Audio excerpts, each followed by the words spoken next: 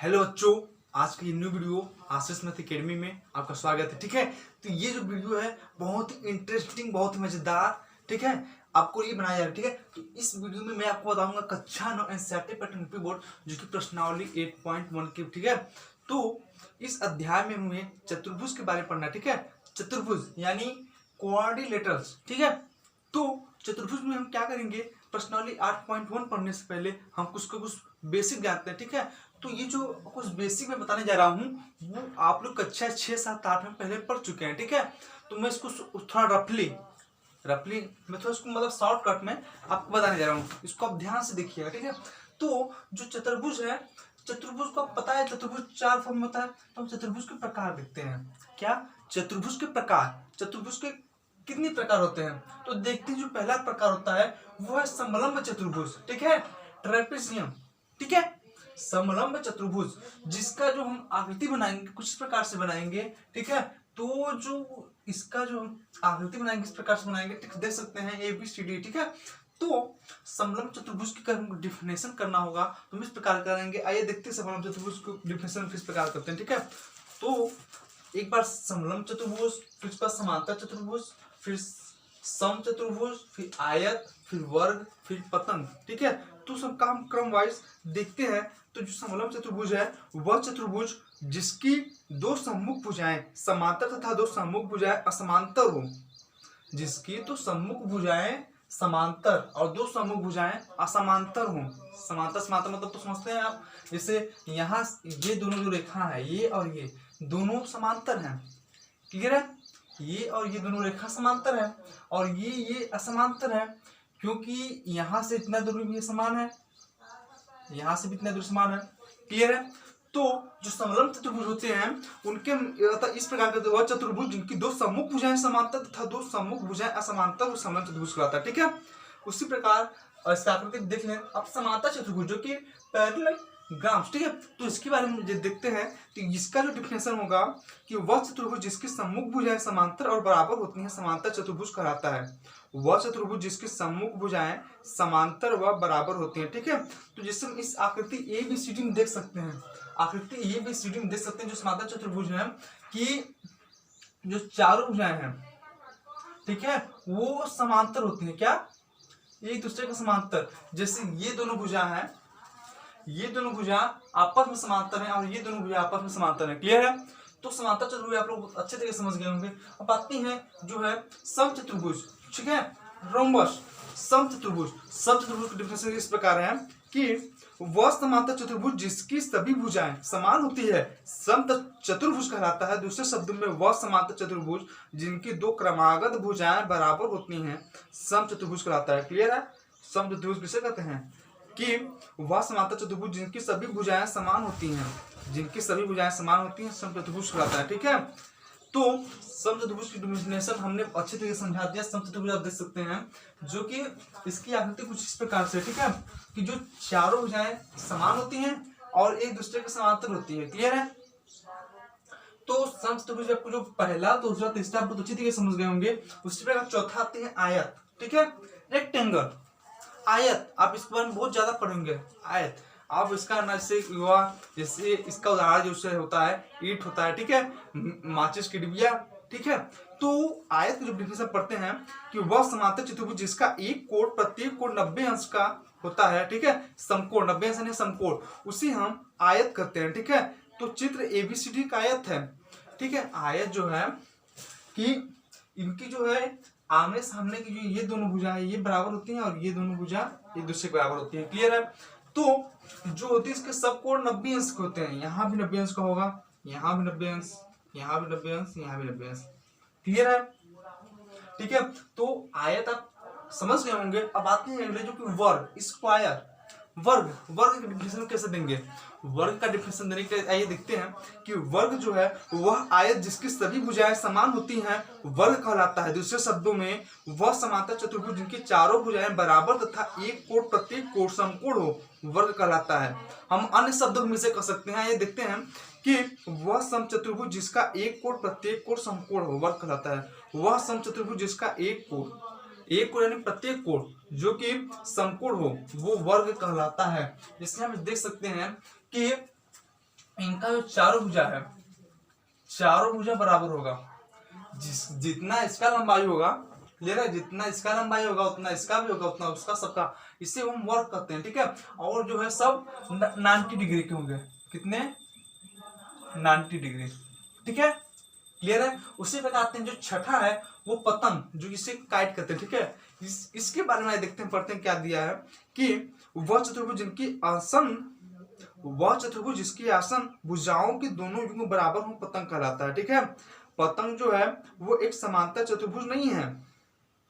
पतंग इसको मतलब बहुत दोस्तों समांतर चतुर्भुज नहीं, ठीक है। तो जो पतंग है इसका डेफिनेशन आपने सुना होगा, ठीक है। तो ये जो है ये कुछ इस प्रकार का फिगर बनेगा, ठीक। आप लोग काइट देखे, पतंग देखे होंगे, ठीक है, पतंग उड़ाए भी होंगे। तो जो ABCD, ठीक है, तो यहाँ पे देखते हैं कि DA और DB ये दोनों बराबर होंगे, और फिर यहाँ पे C है DC और BC ये दोनों दूसरे के बराबर होंगे, ठीक है, क्लियर है। तो आपको जो है इसका हम चतुर्भुज के प्रकार को अच्छी तरह समझा दिए। इसके बाद जो इसके आगे जो आता है वो है कि प्रमेय आता है, ठीक है, प्रमेय है। तो प्रमेय देखने के लिए हम क्या करेंगे कि इस एक्सरसाइज 8.1 शुरू करने से पहले हमें कुछ इस उदाहरण के तौर पे, ठीक है, प्रश्नावली से पहले 7-8 प्रमेय दिए गए हैं, ठीक है। तो प्रमेय को हमें इसका डिफिनेशन भी करना होगा और उसे सिद्ध भी करना होता है, ठीक है। तो इसे आप कर सकते हैं, जैसे कि उदाहरण के तौर पे 1-2 प्रमेय आपको बता सकता हूँ, ठीक है। आइए देखते हैं जो 1-2 प्रमेय है, और सब प्रमेय आप अपने से अच्छे से पढ़ सकते हैं, ठीक है। तो जो पहला प्रमेय दिया है, प्रमेय नंबर 1 जो दिया है इस एक्सरसाइज में 8.1 के पहले में, तो किसी समांतर चतुर्भुज की विकर्ण इसे 2 सर्वांगसम त्रिभुजों में विभाजित करता है। किसी समांतर चतुर्भुज का विकर्ण इससे 2 सर्वांगसम त्रिभुजों में विभाजित करता है। तो जैसे मान लो कि ये जो प्रमेय 1 है कुछ इस प्रकार से, मतलब कि आपको आकृति बनाकर इससे आपको सिद्ध करना है, ठीक है। तो इसे प्रमेय है। प्रमेय के बारे में आप अपने से बुक में देख के आपका एनसीईआरटी बुक हो या फिर अरिहंत हो या फिर कोई और भी बुक है, ठीक है, तो आप वहां से प्रमेय को एक नोट्स में बना लीजिए, ठीक है। नोट्स बना के उस पर प्रमेय नंबर 1 डाल के उसको सिद्ध कीजिए, प्रमेय नंबर 2, प्रमेय नंबर 3, और मैं प्रमेय बताऊंगा, ऐसा नहीं है, ठीक है। तो जब मैं एक्सरसाइज में जब सवाल बताने लगूंगा, जो सवाल जिस प्रमेय पर आधारित रहेगा, ठीक है, मैं उसी समय उस प्रमेय की व्याख्या करूंगा, ठीक है। तो अब आते हैं अपने प्रश्नावली तरफ। प्रश्नावली 8.1 का जो पहला सवाल है, आइए चलिए देखते हैं पहला सवाल। एक चतुर्भुज के कोण 3 संबंधी 5 संबंधी 9 संबंधी 13 के अनुपात में है। इस चतुर्भुज के सभी कोण ज्ञात कीजिए। क्वेश्चन में फिर रिपीट करता हूं, ध्यान सुनिए कि एक चतुर्भुज के कोण 3 संबंधी 5 संबंधी 9 संबंधी 13 के अनुपात में है। इस चतुर्भुज के सभी कोण ज्ञात करना, ठीक है। तो हमें कुछ संबंधी दिया है, ठीक है, तो हमें उस चतुर्भुज के कोण ज्ञात करना है। तो चलिए सबसे पहले हम क्या करेंगे देखते हैं, ठीक है। उसके लिए हम क्वेश्चन नंबर 1 जो है उसका हम हल करते हैं, ठीक है। तो सबसे पहले हम लिखेंगे क्या कि दिया है क्या, चतुर्भुज के कोण 3 संबंधी 5 संबंधी 9 संबंधी 13 के अनुपात में है, ठीक है। यहाँ तो क्लियर है, हम यहाँ से लिख सकते हैं पहला लाइन। उसके बाद लिखेंगे माना चतुर्भुज के कोण, माना चतुर्भुज के कोण 3x 5x 9x तथा 30x है। हमें मानना पड़ेगा, ठीक है। x हम सीधा दिया है 3 5 9 30, उसमें हम x मान लेंगे, ठीक है। तो 3x 5x 9x और 30x, क्लियर है। उसके बाद हम लिखेंगे इसलिए 3x प्लस, इसके बाद हमें एक कॉन्सेप्ट लाना पड़ेगा, क्योंकि जो चतुर्भुज के हैं, ठीक है, चतुर्भुज के जो चारों कोणों का योग होता है वो 360 अंश होता है। कितना, 360 अंश। तो यहाँ पे हम लिख सकते हैं कि चूंकि यहाँ पर लिख सकते हैं हम, चूंकि जो है चतुर्भुज के चारों कोणों का योग 360 डिग्री होता है। कितना, 360 डिग्री, ठीक है। इसके लिए अब जैसे कि हम यहाँ पे प्रश्नावली सिद्ध करना भी था, बताना था, हम भूल गए कि यहाँ पे कोण A प्लस कोण B प्लस कोण C इक्वल टू कोण C प्लस कोण D इक्वल टू 360 डिग्री, ठीक है। ये आपको याद करना पड़ेगा, क्योंकि ऐसे त्रिभुज में 180 अंश था ना, त्रिभुज का कितना था, कोण A प्लस कोण B प्लस कोण C इक्वल टू 180 अंश। उसी प्रकार चतुर्भुज का कोण A प्लस कोण B प्लस कोण C प्लस कोण D, जो चारों कोणों का योग होगा, ठीक है, चारों कोणों का योग 360 डिग्री होगा, क्लियर है। यहाँ पे वही हम करेंगे। तो इसलिए 3x plus 5x plus 9x plus 13x equal to 360 degree, ठीक है। उसके बाद ये देखते हैं कि जब हम सबको प्लस करेंगे 3x 5x 9x 13x को जब हम प्लस करेंगे तो यहाँ पे 13x हो जाएगा, ठीक है। तो 13x equal to 360 degree, clear है। उसके बाद हम देखते हैं जब इसका पक्षांतर करेंगे तो x होगा और 30 को उस पर लाएंगे तो 360 अपान 30 डिग्री, ठीक है। जब इसको डिवाइड देंगे तो यहाँ पे हमारा जो आंसर हो जाएगा 12 डिग्री, ठीक है, 12 डिग्री, ठीक है, 12 अंश। उसके बाद देखते हैं, इसलिए चतुर्भुज के कोण है 9x, हमें x का मान 12 पता चल गया, हमें x का मान जो है 12 अंश पता चल गया, ठीक है। तो हम पे सबसे पहले यहाँ पे 3x लेंगे, क्या लेंगे, सबसे पहले हम 3x लेंगे, तो 3x लेंगे तो यहाँ पे 3 तो है ही, x का मान ही रख देंगे, इंटू 12 कर देंगे तो 12 त्याई 36, जो हमें 3 का पता करना था 3 का, वो 36 अंश हो गया। और उसी प्रकार दूसरा लेंगे 5x, तो 5x में 5 इंटू 12 को मल्टीप्लाई करेंगे, ठीक है। तो 5 इंटू 12 को तो 12 पंजे 60, तो 60 डिग्री हो जाएगा यहाँ पे। उसी प्रकार 9x लेंगे तो 9x इक्वल टू 9 इंटू 12 तो 12 9 108 डिग्री, ठीक है। उसी प्रकार 13 लेंगे तो 13x हो जाएगा, तो 13 में फिर 12 का मल्टीप्लाई करेंगे तो 156 डिग्री, ठीक है, 156 डिग्री होगा, ठीक है। उसी प्रकार हम लास्ट में लिख सकते हैं कि 3 से मध्य 5 से मध्य 9 से मध्य 13 जो इसका कोड होगा 36 डिग्री और 60 डिग्री 108 डिग्री और 156 डिग्री, ठीक है। तो क्वेश्चन नंबर 1 बहुत ही सिंपल, बहुत ही अच्छे, बहुत एक एक कंसेप्ट वाइज मैंने समझा दिया। अब आते हैं क्वेश्चन नंबर 2 की तरफ। बच्चों तो क्वेश्चन नंबर 2 है, कुछ इस प्रकार से दिया है, देखते हैं कि यदि एक समांतर चतुर्भुज के विकर्ण बराबर तो दर्शाइए कि वह एक आयत है। यदि समांतर चतुर्भुज के यदि समांतर चतुर्भुज के विकर्ण बराबर तो दर्शाइए कि वह एक आयत है, ठीक है। तो हमें जो दर्शाना है कि जो समांतर चतुर्भुज का विकर्ण है वो एक आयत है, क्लियर है। तो उसके लिए सबसे पहले हम क्या करेंगे, सबसे पहले हम लिखेंगे माना ABCD एक दिया हुआ समांतर चतुर्भुज है, एक हम ABCD लेंगे, क्लियर है। फिर जिसके विकर्ण AC तथा BD समान है, अर्थात AC इक्वल टू BD, इसे अपने से लिखना होगा। तो इसका जब हम फिगर बनाएंगे कुछ इस प्रकार से फिगर बनाएंगे कि यहाँ पे ABCD जो कि एक आयत है, चतुर्भुज आयत, फिर उसके बाद विकर्ण खींच लेंगे, क्लियर है। उसके बाद अब हमें सिद्ध करना है कि ABCD एक आयत है। हमें क्या सिद्ध करना है कि ABCD एक आयत है। उसके बाद हम देखते हैं कुछ उत्पत्ति करेंगे त्रिभुज ABC तथा त्रिभुज DCB में। त्रिभुज ADC, ये त्रिभुज एक ये ADC हो जाएगा और त्रिभुज एक D कहाँ गया DCB, एक त्रिभुज जैसे कि एक त्रिभुज ये हो गया, एक त्रिभुज ये हो गया, क्लियर है।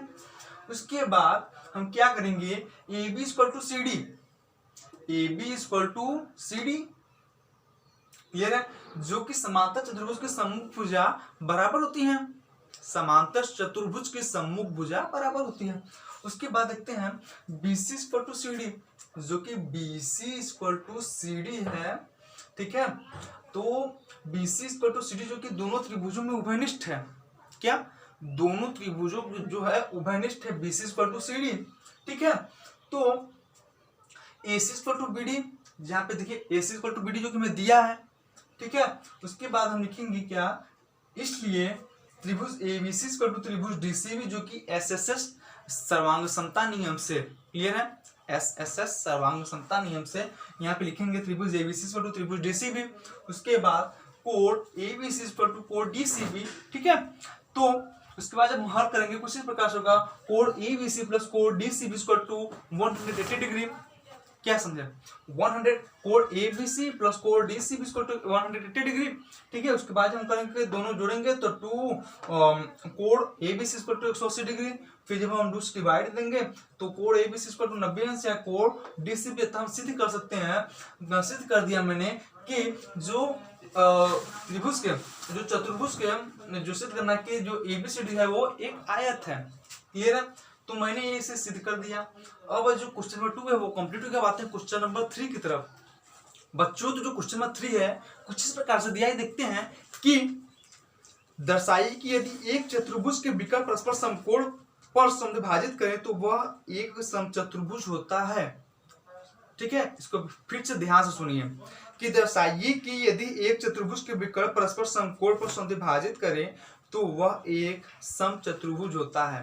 ठीक है, तो इसको हल करने के लिए आपको कुछ नहीं करना है, आपको सिद्ध करना है ABCD एक समचतुर्भुज है। ठीक है, तो जो ABCD समचतुर्भुज हम क्या करना है सिद्ध कि जो है ABCD एक समकोण चतुर्भुज समकोण चतुर्भुज। ठीक है, तो हमें ABCD एक जो सिद्ध करना है वो समकोण सम चतुर्भुज। ठीक है, सम चतुर्भुज। ठीक है, तो इसके लिए आपको कुछ नहीं करना है, जैसे कि एक जैसे मैंने बताया था सम चतुर्भुज ऐसे बनेगा फिगर। ठीक है, तो इसका जो है ये विकर्ण हो जाएगा, इसे ABCD मान लेते हैं। ठीक है, तो आपको इसे सिद्ध करने के लिए यहाँ पे आप ये कोण मान लेंगे। ठीक है, ये इसको भी इसको, तो इससे बहुत आसानी तरीके से इसको आप हल कर सकते हैं। ठीक है, एक बार प्रयास करिए, अगर आपको ना आए तो मैं कमेंट करिए, मैं आपको बताने तैयार हूँ। ठीक है, तो मैं आपसे मिलूंगा अगली वीडियो में, जो कि इसके आगे सवाल नंबर 4, 5, 6, 7। ठीक है, उसके बाद में अगली वाली वीडियो में बताऊंगा। ठीक है, तो ये जो मैंने इसका जो बेसिक बताया, ठीक है, कि समांतर चतुर्भुज के प्रकार और प्रमेय को आप ध्यान से उसको पढ़िएगा। ठीक है, अगर वो भी अगर ना आए तो मैं कमेंट करें, मैं अवश्य बताऊंगा। और फिर प्रमेय का मैं एक अलग से वीडियो बना दूंगा, जो कि प्रमेय फर्स्ट से लेकर प्रमेय जो 8-9 तक दिया है इस चतुर्भुज चैप्टर में, उसका मैं एक अलग से वीडियो बना दूंगा। ठीक है, वहां से आप देख सकते हैं। ठीक है, तो ये जो प्रश्नावली 8.1 बहुत ही इंटरेस्टिंग है। ठीक है, इसमें जो थोड़ा बड़ा एक्सरसाइज, इसलिए मुझे भाग 1 भाग 2 करके बनाना पड़ेगा। ठीक है, तो ये आप जो है आपका भाग 1 है। ठीक है, मैं भाग 2 आपसे मिलूंगा अगली वीडियो में। धन्यवाद।